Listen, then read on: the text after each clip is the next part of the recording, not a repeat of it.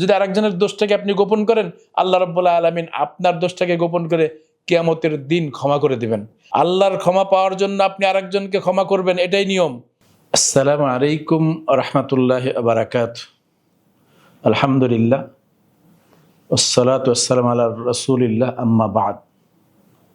আমি আপনাদের সামনে আবু যর রাদিয়াল্লাহু আনহু এবং বিলাল রাদিয়াল্লাহু আনহু দুইজনের মাঝে ঘটে যাওয়া একটি ঘটনা আপনাদের সামনে উল্লেখ করব হাদিস থেকে।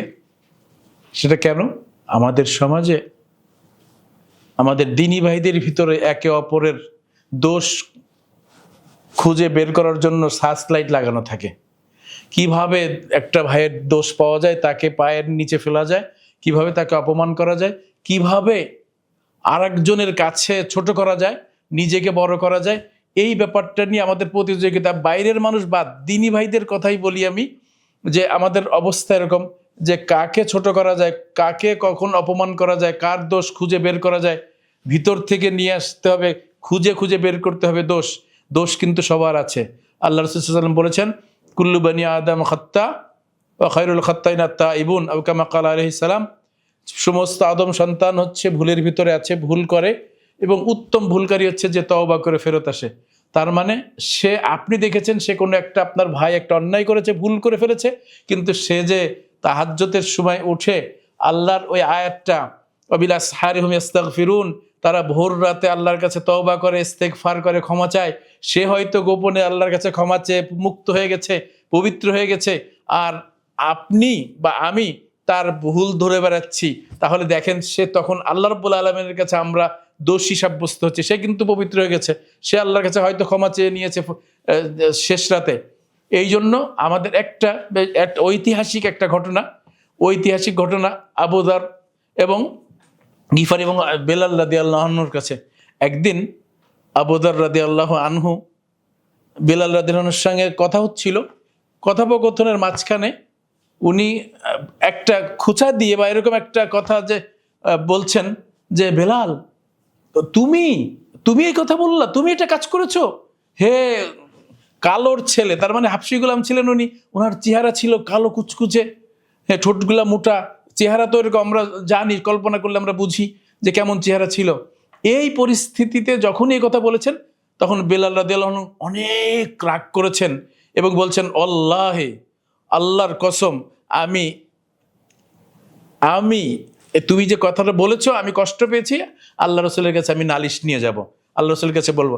আল্লাহ রসুল সাল্লাল্লাহু আলাইহি ওয়াসাল্লামের কাছে যখন দেওয়া হল, উনি গিয়ে নালিশ করলেন, আল্লাহ রসুল সাল্লাল্লাহু আলাইহি ওয়াসাল্লাম অনেক রেগে গেলেন এবং বললেন, আবু যর, ইয়া আবু যর, তুমি তোমার ভাইকে ছোট করে কথা বলেছো, তাকে তার তার তার খোঁটা দিয়ে কথা বলেছো, ছোট করে কথা বলেছো, তোমার ভিতর কি জাহেলি স্বভাব রয়ে গেছে? তোমার ভিতর তো জাহেলি স্বভাব রয়ে গেছে। এই কথা শোনার সাথে সাথে আবু যর রাদিয়াল্লাহু আনহু কান্না শুরু করে দিলেন এবং কান্না করতে করতে বলছেন, হে আল্লাহর রাসূল, আমি ভুল করে ফেলেছি, আপনি আল্লাহর কাছে আমার জন্য ক্ষমা চান, আল্লাহর কাছে ক্ষমা চান। এই যে আমি যে ভুল করে ফেলেছি, এই কথাটা বলে আমার অন্যায় হয়ে গেছে, আপনি আল্লাহর কাছে আমার জন্য একটু দয়া করে ক্ষমা চান। কান্না করতে করতে বের হয়ে গেলেন, যে বেলাল রাদিয়াল্লাহু আনহুর কাছে ছুটে গেলেন। বেলাল রাদিয়াল্লাহু আনহুর কাছে গিয়ে মাটিতে মুখটা উনি পেতে দিলেন, মাটিতে নিজের মুখটাকে রেখে দিয়ে বলছেন, বেলাল, যতক্ষণ পর্যন্ত না তুমি আমার এই, আমি যে মুখ দিয়ে কথা বলেছি, এই মুখটা তোমার পা দিয়ে চটবে, আমার পা দিয়ে পাড়িয়ে দিবে, ততক্ষণ পর্যন্ত আমি মুখ উঠাবো না। যখন বারে বারে বলছিলেন, বলার পরে বেলাল রাদিয়াল্লাহু আনহু বলছেন, ভাই, বেলাল রাদিয়াল্লাহু আনহু ওনাকে ধরলেন, ধরে উঠিয়ে জড়িয়ে ধরে বলছেন, ভাই, এটা হতে পারে না। যেই চেহারা আল্লাহর জন্য একবার সিজদা করেছে, একবারের জন্য সিজদা করেছে, ওই চেহারা, ওই চেহারার উপর আমি পা দিতে পারি না। উনিও কান্না, দুইজনই কান্না করছেন। কান্না করতে করতে নিজেরা জড়িয়ে ধরে একে অপরকে জড়িয়ে ধরলেন, আবার সেই নিজেরা সমঝোতা করে নিলেন, ক্ষমা করে দিলেন একে অপরের। কিন্তু আজকের দিনে আমরা কি করি? আমরা একে অপরের পিছনে লেগে থাকি। ভাই, আসুন আল্লাহকে ভয় করুন, আমরা আল্লাহকে ভয় করি, আমরা ভালো গুণগুলা বলার চেষ্টা করি এবং গোপন যে তার ভুলগুলো আছে ভুলগুলো গোপন করার চেষ্টা করি। কেননা আপনার এখানে একটা অপশন আছে। অপশন হচ্ছে যে আল্লাহ রাব্বুল আলামিনের কাছে আপনি ভালো হতে পারবেন। আপনার কত গুনাহ আছে, কত দোষ আছে আল্লাহ রাব্বুল আলামিন জানেন, অন্য কেউ জানে না। কিয়ামতের দিন রব্বুল আলামিন আপনার কানে কানে বলবেন, বান্দা তুমি যে এই কাজটা করেছিলে তুমি কি স্বীকার করো? বলছে হ্যাঁ অবশ্যই স্বীকার করি। উনি তো ভয় পেয়ে যাবে বান্দা, বলছে তুমি যে গোপনে কাজটা করেছিলে আমি তোমাকে গোপনে ক্ষমা করে দিলাম, আমি সবার সামনে বললাম না। এইভাবে যদি আরেকজনের দোষটাকে আপনি গোপন করেন, আল্লাহ রাব্বুল আলামিন আপনার দোষটাকে গোপন করে কিয়ামতের দিন ক্ষমা করে দিবেন। আর আল্লাহর ক্ষমা পাওয়ার জন্য আপনি আরেকজনকে ক্ষমা করবেন, এটাই নিয়ম। আল্লাহর সন্তুষ্টির জন্য, আল্লাহর ক্ষমা পাওয়ার জন্য, আল্লাহর ক্ষমাটা হচ্ছে বড় বড় ব্যাপার।